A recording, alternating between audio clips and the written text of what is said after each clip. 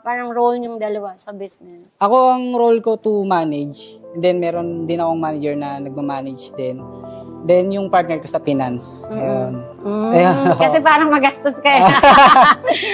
May role model ka ba or inspirasyon sa pagpili mo ng negosyo na sneakers? Sneakers? Wala eh. Kumbaga, sa tingin ko, si Lord na talaga nagdala sa amin. Kasi di rin naman ako mahilig sa sapatos eh. Actually, yung sapatos ko nga that time, di naman sa pagdi-discriminate. Peke lang. Ngayon lang akong, nung nag-sneakers na kami, doon lang ako nakabili ng mga original. So, wala kaming tinitingnan na role model. Kumbaga, hinahayaan namin si Lord ang magdala sa amin kung saan niya kami dadal.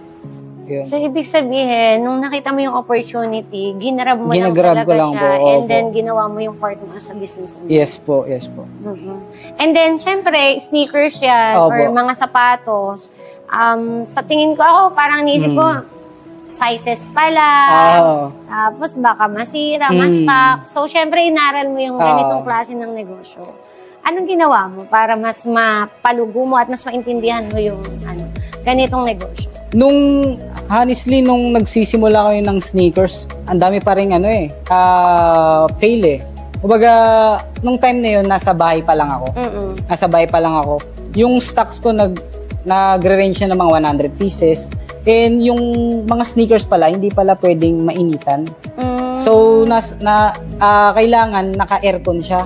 So, yung naging struggle namin nun, yung mga sapatos, inamag siya, lalo na yung mga leather. Naku, nag-idea ako. Parang nilipat ko yung mga sapatos ko Lalo doon pag namamahali sa stock room. So, sige. Inamag siya, tapos yun, dispose na lang. Tapos, ang mga nagiging problem din nun, may mga pairs din ako na hindi ko na nabenta. Kahit sobrang binagsak ko na yung presyo, nag-negative 2,000 per pair na ako.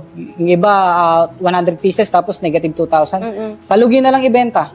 Talagang ang daming struggle, pero napansin ko, parang strong ko na. Kumbaga, hinahayaan ko na lang yan. Basta, just do it, gawin mo lang ng gawin. Ayun. So, ibig sabihin, yun yung mga naging challenges mo, yung stock. Stock, so... And paano siya i-keep sa storage. Paano siya i-dispose. Kasi minsan, parang yung sizes, pwedeng napakarami ng ganitong size. So, inaral mo din siya kung ano yung mabentang size. Sa in a long run, sa pagbebenta, doon ko na lang siya napag-aralan eh. Kumbaga, kung ano ba yung... May money size kasi kung tawagin.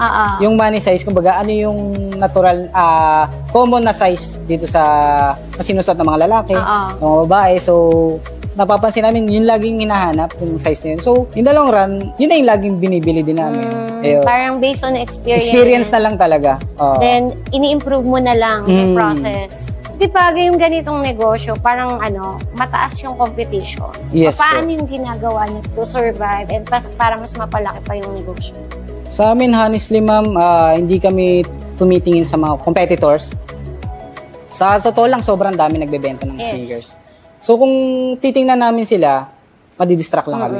So, ang ginagawa ko, ang pinapayo ko lang sa team ko lagi, basta gawin nyo lang, ibigay nyo lang yung best nyo.